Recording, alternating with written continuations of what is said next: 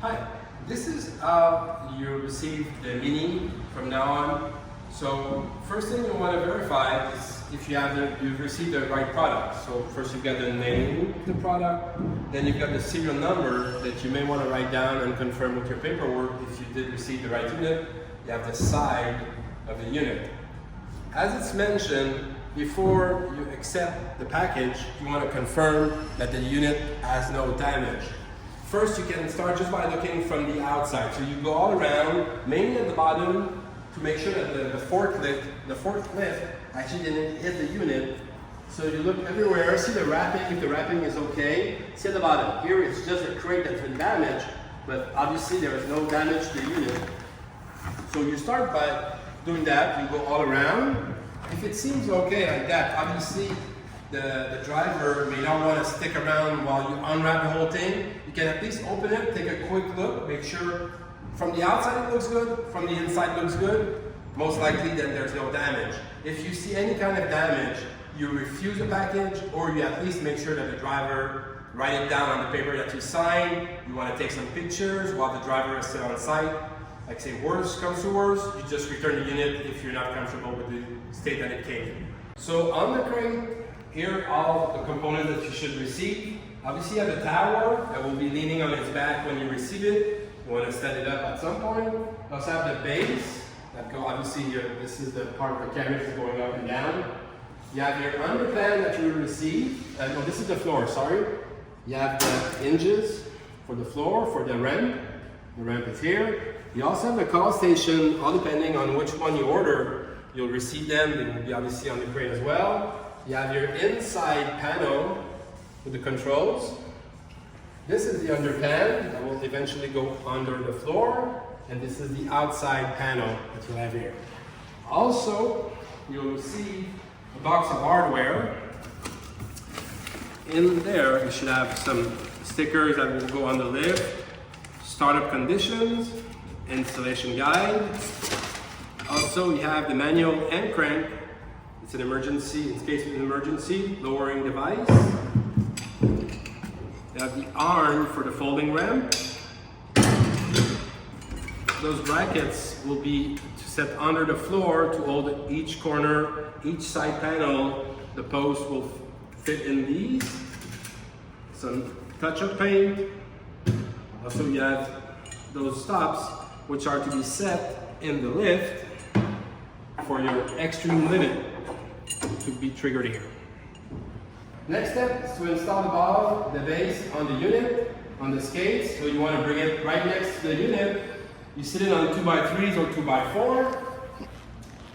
Next step, to fit it in, you have to remove these screws that we send all pre-installed on the unit when you receive them. So you take them, you take all 6 of them out. You'll bring your base back and then you'll fit those in when the base is actually back in. As you can see, they don't perfectly line up. What you want to do is use the end crank that is provided for emergency. You just fit that on the shaft of the motor and you simply turn it and it will raise your platform to actually line it up perfectly.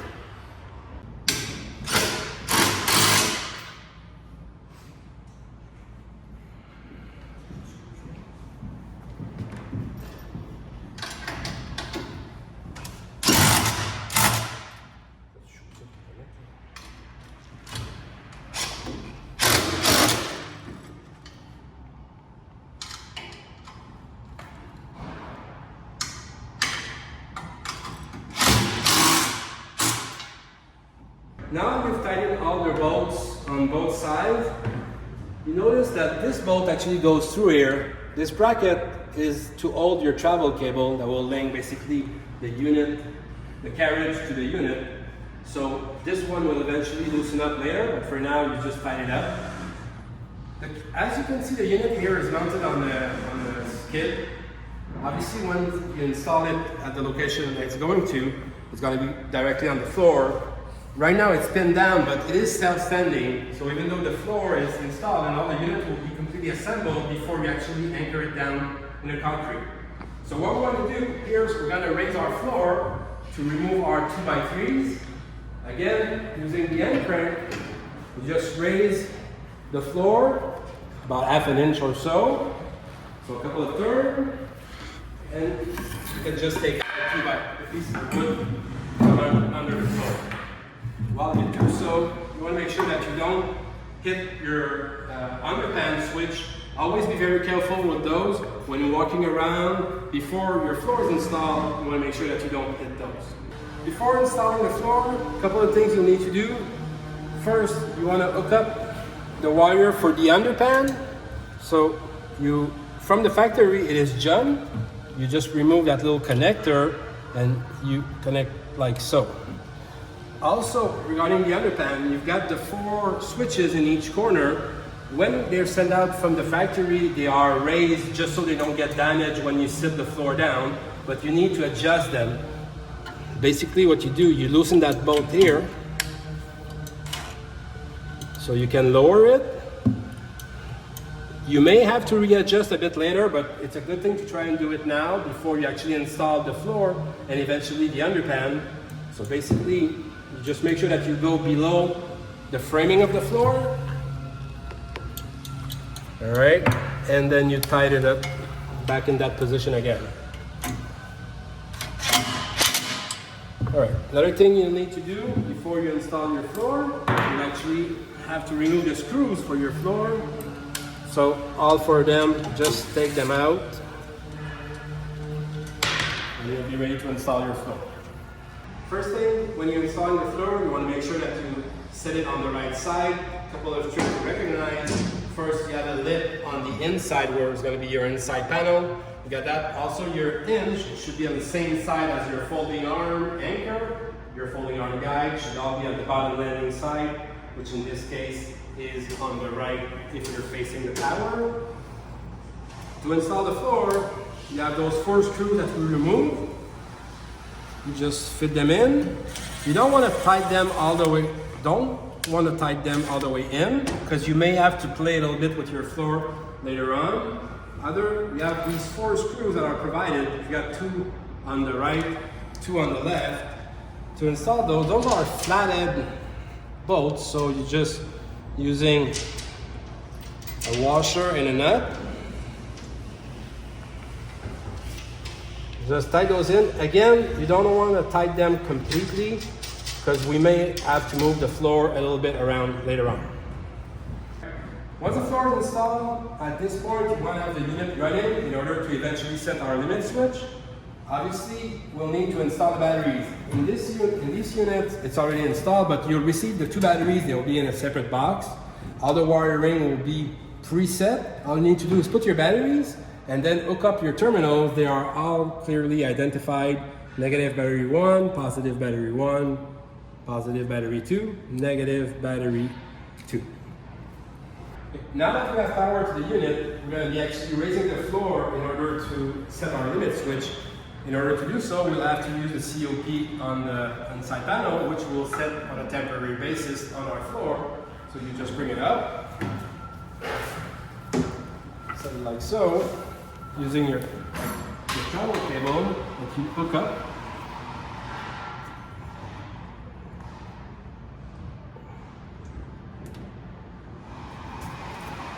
Make sure that the key is turned on.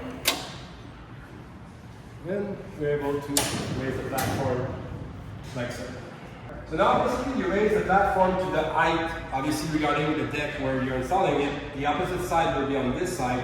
So let's say your deck is about 20 inches off the ground. So you raise your floor, let's say it's about where it's supposed to be right there.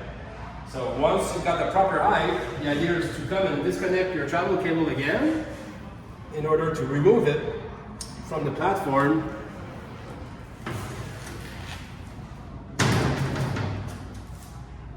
And set it aside. So the idea is to lower that limit switch here to come and make contact with the cam here. I had to remove this in order to pass my switch to slide it down. You can do it 2 ways. You can actually either remove the bracket of the switch and bring it down, or to undo that bolt, and then you'll be able to lower it down, just slide it down, and obviously afterwards you'll need to put that bolt back in place in order to have your cam truss properly set. So to set the switch in regards to the cam, basically you slide it down, And the idea is to have it click in. All right, so now you know that your position is good. Once it's in,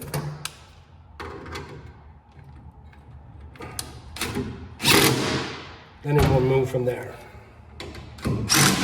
One thing we want to do now is to connect back the COP to the travel cable to test if our limit switch is actually set properly. So basically you want to lower your platform and come back up, stops on its own at the proper height, so all is good.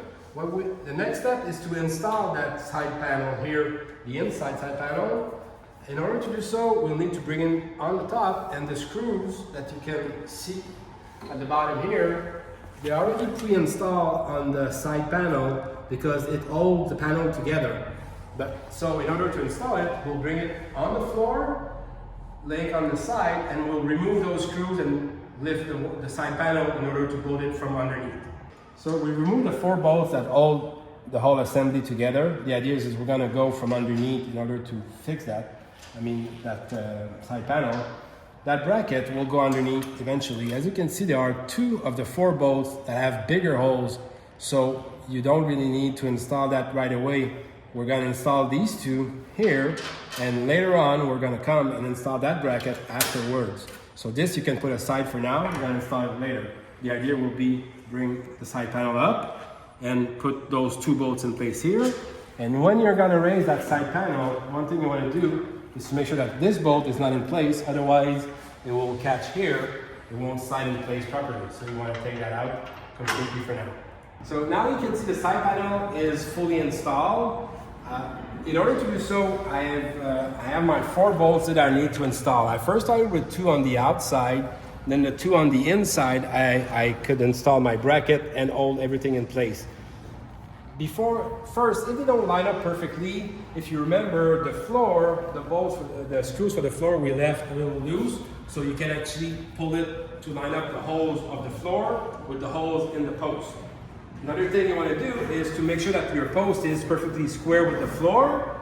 You want to use those bolts, tighten them down side by side in order to bring the post on the proper angle. You don't want to be forcing it, you want to use the bolts in order to make it square. When you set your wall, especially if you're by yourself, you may want to put that bolt in place just so the panel will not fall down. Once you're completely done at the bottom, you can tie it down perfectly. Also here, you have your travel cable going down to the lift. As you can see, there's a bracket in order to hold that travel cable in place, just so it doesn't catch as the lift goes up and down. And on the T-bar at the very bottom, you can see again, I've used some zip ties to put the excess of travel cable, again, so it doesn't catch anywhere.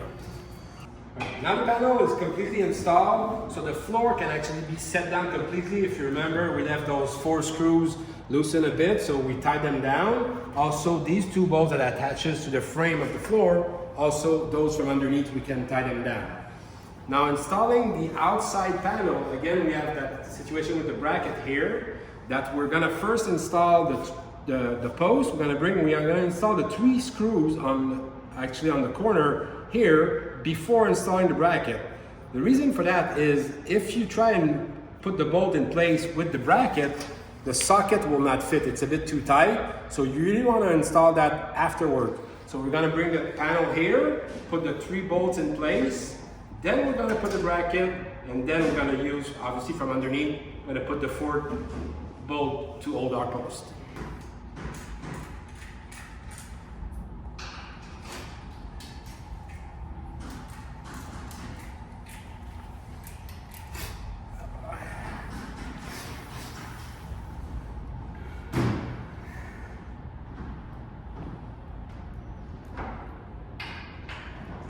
Call station, in this case you have one that's mounted on the post. Like I mentioned, we have different kind, wall mounted or like say on the post. Your wire that you can see eventually will run through here, okay?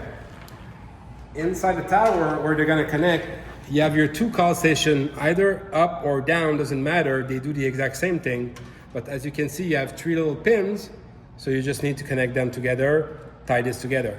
In this case, I'll proceed from underneath, but it could be a good idea to do it before you install your panel, You run your wires. If you know exactly where it's going to go, you can do it prior to doing everything else. And also, if the unit is going to be installed outside, it's possible that you have to use some conduit to put on your wire. Now installing the folding ramp. One little trick to bring your platform up. You line up your holes with the holes in the ramp. You have carriage bolts, like so.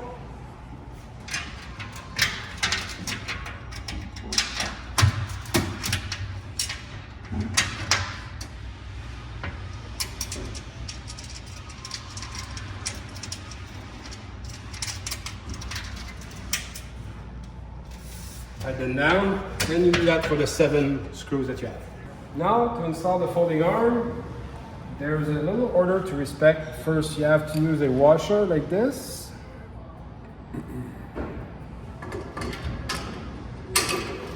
So you insert your first washer, then you have a spacer, it's going to be on the other side here.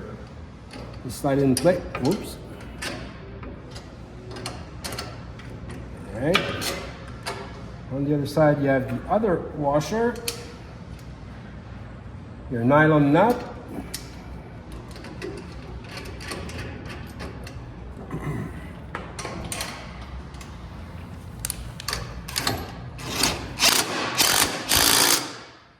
you don't want to tie it down too hard, so basically you go all the way, then you just come back out about a quarter of a turn or so.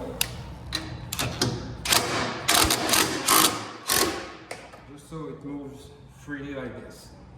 All right, and now to finish the install of the folding arm, you have this flat bar here. You have the flat screw that will come in here. See, it sits flush, important just so it doesn't touch here. Now, important, you see there's a little angle here. The flat part comes here. Washer, that piece, another washer, then a nylon nut.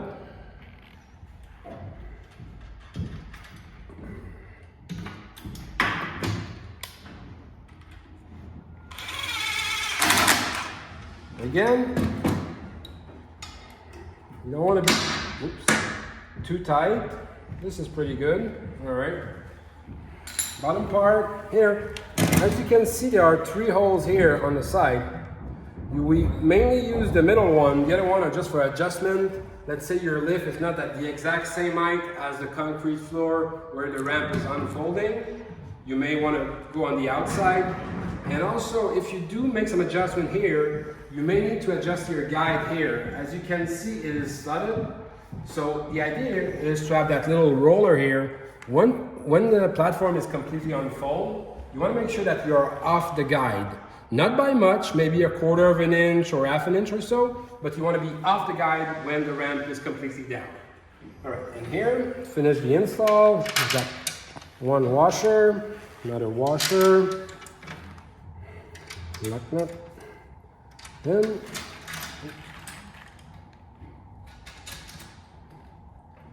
this. All right. Now.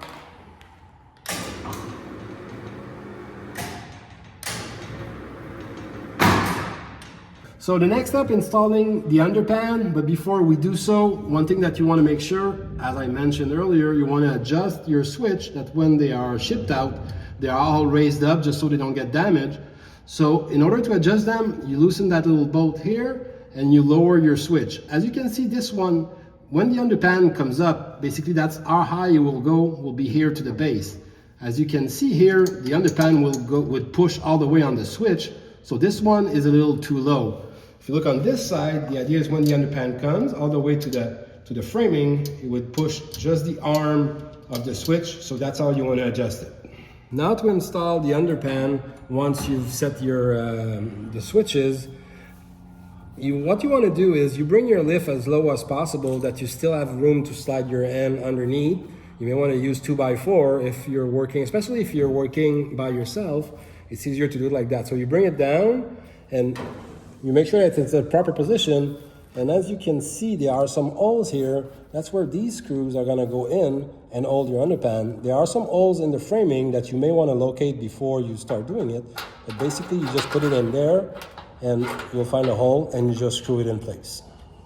So once you've installed, like pre-installed the 4 screws for the underpan, before you actually try it out, you may want to tighten them completely down. The screws are halfway threaded, so you have, basically the idea is you go all the way in, again using the ratchet. It will stop where it needs to once you stop the threads are completely done, like so. So see, I'm at the end of the thread.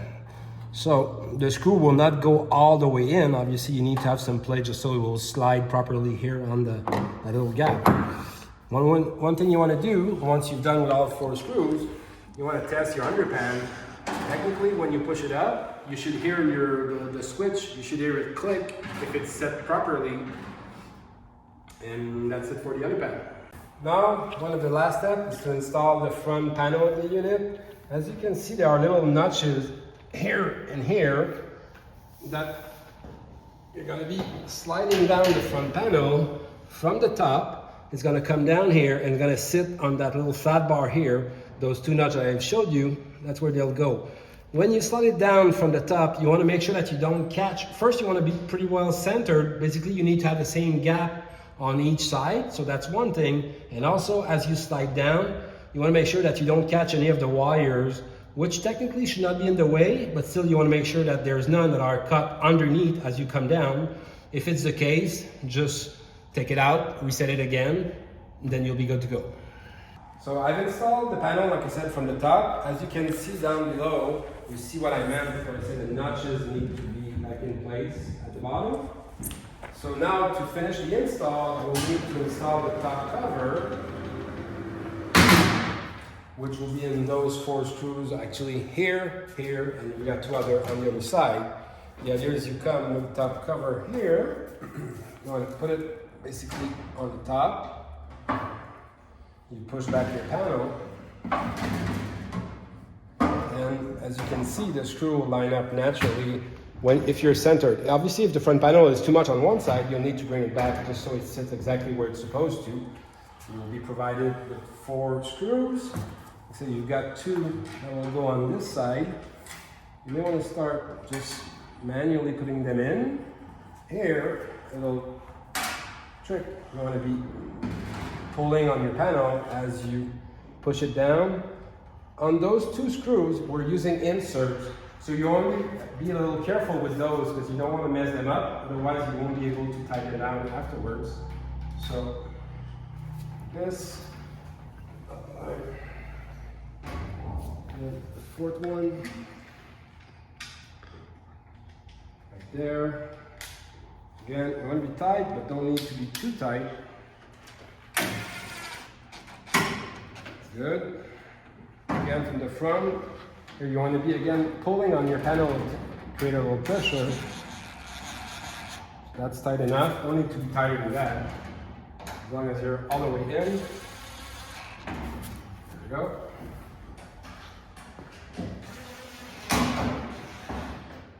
And that's it. The unit is completely assembled.